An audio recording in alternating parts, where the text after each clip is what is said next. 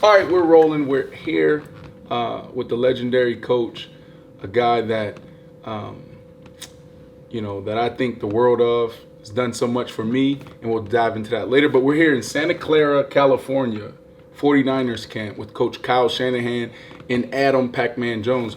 Coach, do you know him as Adam or Pac-Man? Pac-Man. Pac-Man? Yeah. It's a big difference. There's a big difference, but Pac-Man's one of the coolest nicknames ever. Yes, thank you. It's hard to get past that. There you go. Coach, I like to get messy on their show. I don't know if you've ever watched one of our podcasts, but I like to get messy. I call it tea time. All right. Okay, so I'm gonna jump right into it. I'm gonna get messy, okay? Yesterday we were in Irvine, California. You know what happens in Irvine, California around these times? Training camp. Training camp. What team? Rams. Rams. So Sean McVay, you guys are close? Yeah, Sean's my guy. You sure about that? We have a history together. Okay, yeah. That's what I thought. Because yesterday we had him, and he spent 15, 20 minutes with us, blessed us with time the same way you're doing it. You guys are extremely busy. And I asked him about the division. I asked him about y'all relationship. And he said, listen, moving forward, I don't see anybody. Kyle taught me a lot. But at the end of the day, he needs to dethrone me. And I was shocked because usually he's a humble guy. Yeah. Hearing those words, how does that make you feel coming from a guy that's been in your corner for a long time? I want to say a lot of stuff. I promise you said those exact words. Coach Smart. You could play that now, I'll get started. But I have a feeling he didn't. Knowing Sean, there's no way Sean says stuff like that. He definitely didn't say that. He's too buttoned up in that area. He definitely didn't say that. No, Sean. No, we had a great time in Irvine. It was great. But I do want to get a little bit messy. Start off. I get straight to it. Look, you're a straight shooter. Your father drafted me. He was a straight shooter, players coach. Had the respect of the guys in the locker room because of the way you guys did business. We all know Jimmy G probably won't be here. Is it awkward seeing him around? No, it's not. It would be awkward if, we both know the situation. So whenever you know the situation, you know each other, you talk about it all. Right. And I talk about his side and his situation. He understands my side, our team side, and this is part of business. So when you do that, and it's hard on everybody. I feel for him having to go through this. That's how these contracts are, and that's part of the business. And when you do have a relationship and people understand each other, he knows we're doing as good as we can without hurting our own building. And I think he respects that from us, and I respect him as always. Hey, Coach, you was just a couple plays away last year for going to the Super Bowl again. How do you build from that and get the team to rally behind that to get to this year?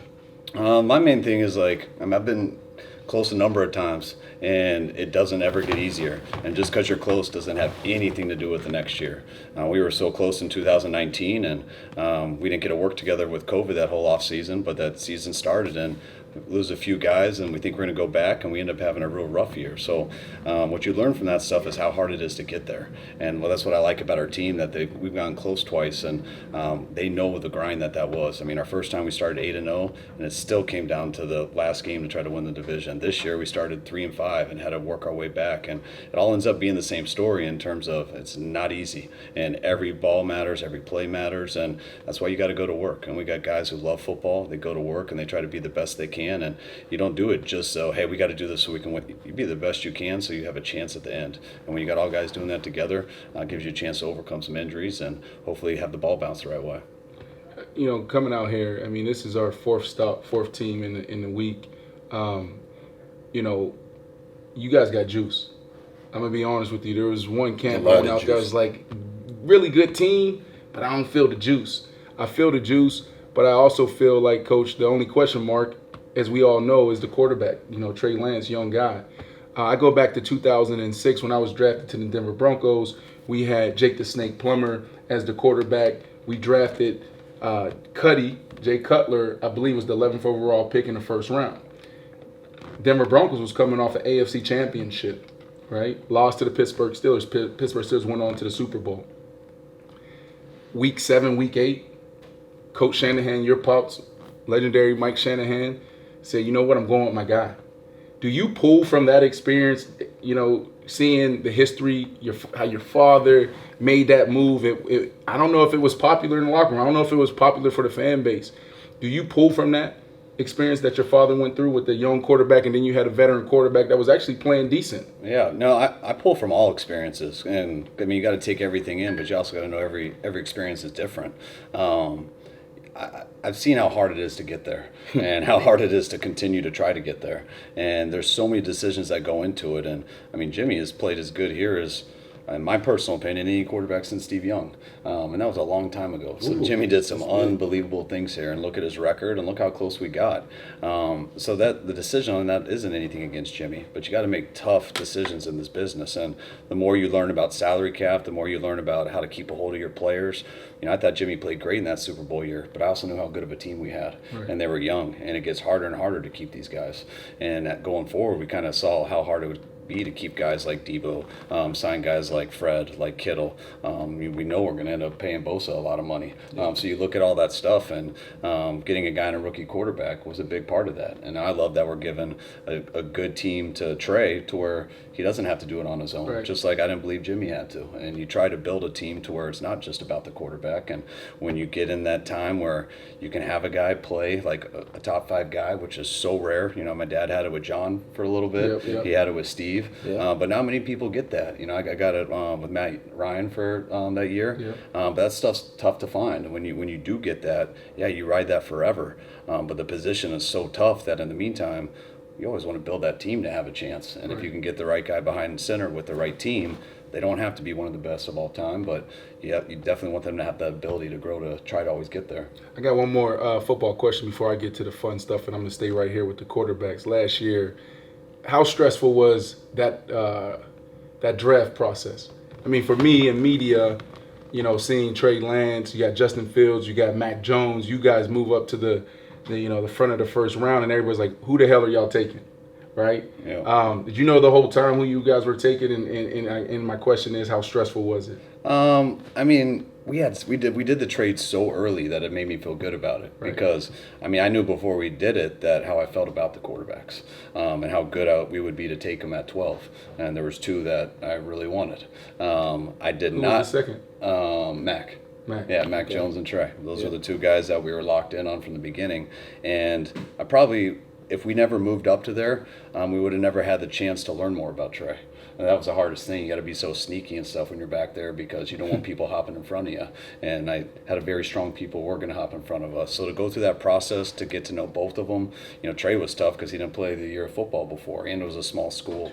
So we got to learn so much about them once we knew we were there, because we didn't have to hide stuff, and that made me a lot more confident in it. What was it like? What the exact moment when you said this is the guy? Because that was a bold move. That's what's funny, because everyone wants to know that exact moment, and you should ask people who have to deal with me. That moment changes every day. Like, because when I have 2 things I believe in, I always check myself a lot. So, I mean, I always compare it to how I buy houses. Like, when my wife would bring me to a house she loves, I go through the house and I point out every single thing that's wrong with it. Usually by the end of it, she's in tears and she's apologizing to the realtor for how offensive I've been. And then I come out and they're out there and they're like, what do you think? I'm like, oh, I like this one. Let's get this. And they're like, what the hell are you talking about? And I was just like, no, I realized the things that were wrong. And I know we can fix those 3 things. So let's go off the potential of this. And that's how I was with him and Mac, because Mac had so much good stuff on tape the way he played. And Trey, I loved what he put on tape. It was a year of football, so it wasn't totally enough, and especially the division. But the more you dive into it, the more I got to know the guy, the more I got to find out some stuff about him, the more I believed in what I didn't see and what I believe we will see. And speaking of buying houses and all that, you bought a nice, I would say, if I would have to put him as I would put him as a Dodge Demon, speaking in Debo. So what do Debo bring? Are you happy to have him back? I know we was talking to Debo a couple of times during the time where you guys were negotiating, but I think it was a great decision for him and the team. No, I do too, man. I love Debo. He's been one of my favorite players I've ever coached. His skill set is so different. Everyone talks about what we do with him. yeah, it's been easy to do that with him because of who he is. I don't know any other players we could have done that stuff with. And the way he plays, just, I think, I mean, we say it a bunch, but he's one of the most inspiring players that I've seen. The way he hits people, the way he tries to move the chains, the way he brings it, I think inspires people on TV, and I know inspires our team. I'm glad y'all didn't fuck that up, Coach. I'm going to be honest, and I'm pushing the conversation forward because I'm like, man, this dude is an athlete. I see him coming out of the tunnel with the boom box. It's like so much juice, everything he brings to the locker room, so I'm glad that you got that done. I love Deebo Samuel. I love him in your offense. He's just a great dude in the locker room. All right, we got 2 more minutes with Coach. Let's get to it. We're going really quick. I know you got a question about his son. Yeah, but you want me to go first? Yeah, go ahead. All right, we got 2 minutes. We're going to hit him quick, Coach. I'm a big fan of yours. I know you named your son after Carter, which is named after Lil Wayne. Yep. My question is to you and the fans that we want to know, does Little Carter like Big Carter, as in Little Wayne, as much as you do? Yes. Now, because I play all the old stuff, which my wife used to get mad about, but now she's used to it.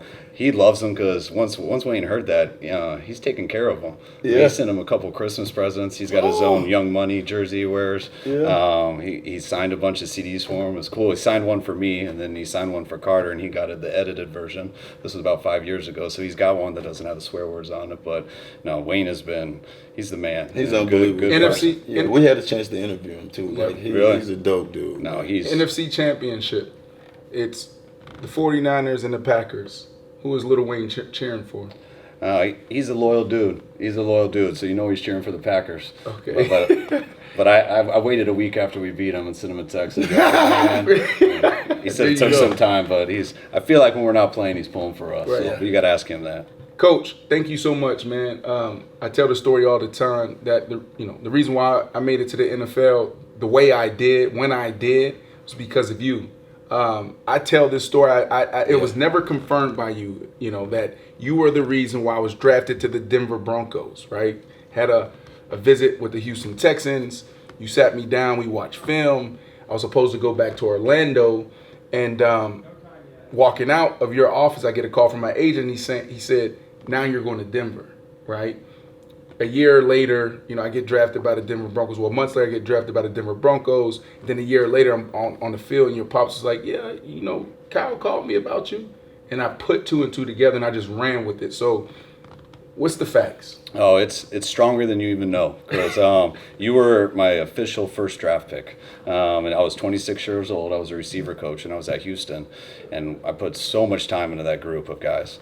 Greg Jennings was a big receiver from that year in the second round. I had you right there in the second round, and you were the guy that I was dying for. And they tried to give you to the tight ends because of how big you were. That's right. And then that's why I took it as like my own project. That I noticed you had one All-Star game, and it wasn't the Senior Bowl; it was a smaller one. And I just watched the way you vacuumed the ball and how explosive you were. You're 40. Like, this dude's not a tight end.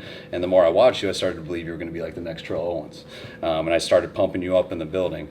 Then I really got pumped up because I remember your junior year, like your third game, all the safeties got hurt, and you went to your coach that week and like, hey, let me play safety. Damn, you know all of that? And then at the end of the year, you ended up leading the team in tackles. So I'm like, not only is this dude wired to play receiver, but he can mess somebody up too. And look at him, like this dude's gonna kill people. So anyways, we're going through the draft. And the first day, the Broncos, I think they drafted Darius Watts in the second round. And he was a quick, fast guy. And I was so pissed. Yeah, from Marshall. Yep. And we weren't going to draft a receiver. And I was sitting there in my office the next day, like just fuming that the Broncos didn't take you, fuming that we weren't going to take a wideout because you were still sitting there in the fourth round. And I called my dad, and I'm going off on him like a cocky 26-year-old and telling him like, Dad, why didn't you draft Brandon? And he's trying to tell me what Darius is going to do. And I'm like, oh, man, you messed up. And he's like, well, you're going to be real mad because we're going to draft this other receiver here in about an hour. And I was like, Hickson. Yes. Yep. And I go, you're what? And he's like, yeah, Kyle, sorry. And I'm like, Dad, I'm telling you, I've put so much more time in this to any of you guys, and you guys are dead wrong. You better draft Brandon. He goes, sorry, Kyle. He hangs up. I'm sitting there fuming. I'm just watching the draft in the office, and then they took you. Yeah. And then I called him out. I'm like, what? He's like, I got off. You were pretty damn convincing. And so, like, I was so pumped that was the first time my dad actually listen to me in that way. Right. And I was like, why did you? And he was like, well, you were right. You did look at it a lot longer than I did. Right. And I felt you on that. And man, after the first OTAs, he called me. He's like, I think we have Jerry Rice. I went right to Kubiak. I went to Charlie Cassidy. I'm like, I told you guys they got Jerry. You should have listened. I love it. Well, you want to wrap up? No, that was good, man. Coach, we thank you for your time, man. It was an unbelievable experience to sit down and really dialect you more than a person, more than a coach. So give him his flowers, though, because you welcome driving anytime, and you man. also said that. Well, like I said, I'm a big fan. I was telling him, I said, it's two people, well, it's three really, that's brilliant when it comes to this offensive thing. And first and foremost was my guy in Kansas City. I have to give him his flowers because he's by far one of the best I ever seen. And the way that you move guys around and put them in different spots. And, you know, I was telling somebody, you do the same thing, but it's so much details to the play. You know what I mean? You have to really home in on final formation and the little things. But I just want to give you your flowers. It's unbelievable how you've taken this and ran with this in this little amount of time. So, you know, set the bar pretty high for yourself. Yeah, I appreciate it, man. I remember having to do it to you in 08 and 09 when I was down in Houston. So you didn't know me then, but I knew you, and you were a problem. He fucking double me 3 times a game. He had to. Jesus. Jumping There you have it. You got the legend right here, Adam Pac-Man Jones, with the young legend, Coach Kyle Shanahan in Santa Clara 49ers camp. I am athlete on the go. Peace.